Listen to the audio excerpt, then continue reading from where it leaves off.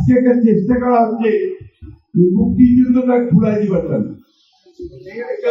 হয় নাই, আমরা কিছুই করি না, চেষ্টার জন্য আমরা কোনো অবদানই রাখি নাই, ঠিক না? আমাদের 24-এ যারা করেছি তারাই সব করেছে, ধারণা দিচ্ছে না, ঠিক না? 24-কে আমি ভুলতে পারবো? 24টা আগে কি বাংলাদেশে তো আজকে তোমার জন্ম হইতে বাবা এই দেশে, এই কথা কখন ভুলবা না। আমি কথা প্রায় বলি, সব জায়গায় বলি, You cannot forget 71.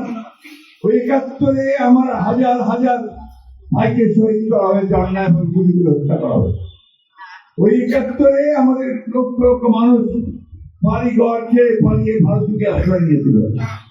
ওই 71-এ আমাদের মা বন্ধুকে অন্যায় ভাবে তাদেরকে অত্যাচার করে, নির্যাতন করে, দান করে তাদেরকে হত্যা করা হয়েছিল। এই কথাগুলো আমরা বুঝতে পারি না। 9টা মাস আমরা দীর্ঘকাল, সেই 9 মাস যারা যুদ্ধ করেছি, পরিবার পরিজনের কোনো খবর নেই, কে কোথায় গেল, কত মানুষ কোথায় চলে গেছে, তাই না? তো সেই দিক থেকে ভুলে যাওয়ার চেষ্টা করলে কি ভুলে যাওয়া যাবে? ভাই যাবে কে? আমার জন্মটাকে কি আমি বুঝতে পারি? ওইটা মাথার মধ্যে রাখি। আজকে সুপরিকল্পিত হবে একটি চক্র, একটি মহল, যারা 1971 সালে পাকিস্তান হানাদার বাহিনীর সঙ্গে যোগ সাজেশ রয়ে দেশের মুক্তিযোদ্ধাদের হত্যা করেছিল, তার পরিবারকে হত্যা করেছিল, তাদের মেয়েদেরকে তুলে দিয়েছিল খান বাহিনীর হাতে। তাদের সঙ্গে মুসলমান আপোষ করতে পারে নাকি ভাই? জোরে তৈরি হবে তো, মুক্তিযুদ্ধকে গড়তে উঠতে হবে তো ভাই।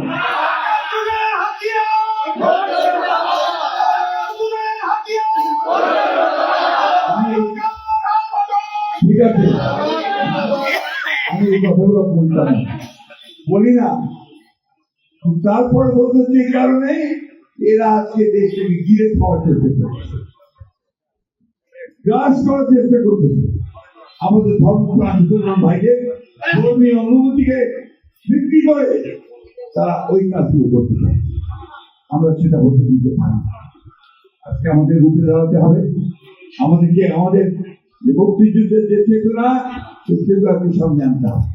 তো আমরা এই দেশের মানুষ, আমরা লড়াই করেছি, সংগ্রাম যুদ্ধ করেছি, করে আমরা 71 সালে আমাদের দেশকে স্বাধীন করেছি। সেই দিন প্রেসিডেন্ট জিয়াউর রহমান একটি বীর মুক্তিযোদ্ধা, স্বাধীন সংগ্রামী, তিনি এই মুক্তিযোদ্ধা সংসদকে নেই ভাই বলবেন, আমি অত বলতে চাই না, তিনি কিভাবে সাহায্য সহযোগিতা করবেন, কিভাবে মুক্তিযোদ্ধার সামনে এনেছেন। আমাদের ম্যাডাম বেগম খালেদা জিয়া তিনি মুক্তিযোদ্ধা মন্ত্রণালয় তৈরি করেন। আমরা এইসব ভুল যাবো না ভাই, তাই না? আজকে তারপরে অনেকে ভাতা পাচ্ছেন, তাই না? এই ভাতা শুরুটা করেছিল কিন্তু আপনার আমাদের ম্যাডাম খালেদা জিয়া শুরু হয়েছে। সাদিক ভাই আরো করবেন, উনি আমার চেয়ে অনেক বড় বক্তা, উনি আরো ভালো করে আপনাদের সঙ্গে বলতে হবে। এখানে সবাই একজন স্টার্ট ছিল, স্টার্ট 69 লক্ষ বাংলাদেশের রাজনীতি তা আজকে আপনাদের সামনে আসছে। আপনারা আসলে খুব খুশি, অনেকদিন ভাই দেখা হওয়া হয়, ঠিক না?